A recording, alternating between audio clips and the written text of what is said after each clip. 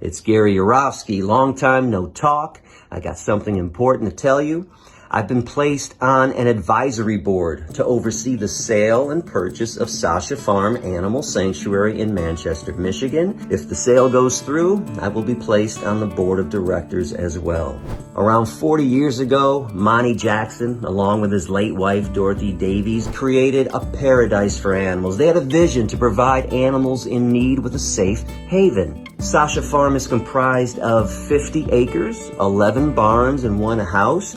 The asking price is $750,000. Now, we've negotiated a land contract with Monty with a $400,000 down payment, and we've renegotiated that down to $300,000. And that's because we're not bringing in the funds that we need. Please, we need your help. Send in those funds. Go to the GoFundMe link. Let's preserve the legacy of Monty and Dorothy by raising the funds so we can purchase this property and do this for the animals. Let's not forget why that farm is there. So what I'm going to do is honor the legacy of Monty and Dorothy by keeping this farm alive, and I'm going to honor the hard work and dedication of Shara Jones and her animal crew team by bringing them back to the farm once the sale is complete.